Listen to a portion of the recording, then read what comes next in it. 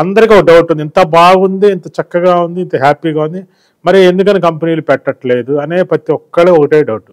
Same అలాగే మన medicine ఎన్నో ఉన్నాయండి, సింపుల్గా అయిపోయాయి. కానీ మన డాక్టర్ దగ్గరికి వెళ్తే స్కిన్ లోషన్ క్రీములు రాసి ఇస్తున్నారు.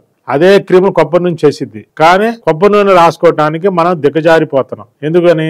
అవేర్నెస్ తగ్గిపోయింది. అయ్యనే కంపెనీ ప్యాకింగ్ నీట్ గా తయారవుతాయి, నొక్కంగానే ట్యూబ్ లోంచి బయటకు వచ్చింది స్కిన్ లోషన్. అడ్వర్టైజ్మెంట్ చేసి డబ్బాల్లో పెట్టి నీట్ గా అమ్ముతున్నారు. కొబ్బరి నూనె కూడా ఎక్స్ట్రాక్ట్ చేసి ఇంకా వాసన రాకుండా, ఆయిల్ లేకుండా చేసి చిన్న డబ్బాలో పెట్టి అమ్మి చేయొచ్చు. కానీ ఎవరు కొంటారు? మన దగ్గర కొబ్బరి నూనె కదా, ఎక్స్ట్రాక్ట్ చేసి 2000 3000 పెట్టాలి. అమ్మో అంత రేట్ కొబ్బరి నూనె అని అంటారు. ఇంత చిన్న డబ్బా 50 ml 100 ml ఉంటుంది మాయిశ్చరైజర్స్, 200 300 కొంటున్నారు. ఎందుకు కొంటున్నారు? కేవలం ఆ స్టైల్ ప్యాకింగ్, దాని అడ్వర్టైజ్మెంట్, వేల కోట్ల రూపాయలు ఖర్చు పెట్టి మనకి మాయిశ్చరైజర్ బయటికి తీసుకొస్తారు ఎంతో మంది కలిసి. అదే కొబ్బరి నూనె ఇంత చేసి ఎవరైనా కానీ మన వాళ్ళు వదిలితే 100 వంకలు పెడతారు. ఇప్పుడు ఎక్కడ జరిగిన లాటెక్స్ నేనే తయారు చేసి మీకు అందరికీ నేను పంపిస్తున్నాను వరం బ్రాండ్ తోటి.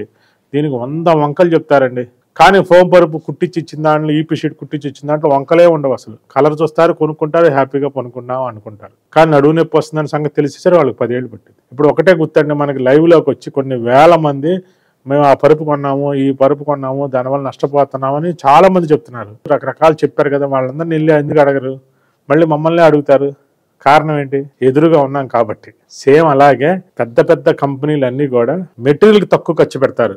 దాని ప్యాకింగ్కి, దాని ట్రాన్స్పోర్ట్కి, దాని షోరూమ్లకి, దాని అడ్వర్టైజ్మెంట్కి, జనంలో తీసుకెళ్లడంలో ఎక్కువ ఖర్చు పెడతారు. అంటే 30 రూపాయల వస్తువుకి 70 రూపాయలు ఖర్చు పెడతారు. మనం 30 రూపాయల వస్తువుని 30 రూపాయలు అమ్మటమే కష్టంగా ఉంది. కారణం ఏంటంటే ఇదే కారణం.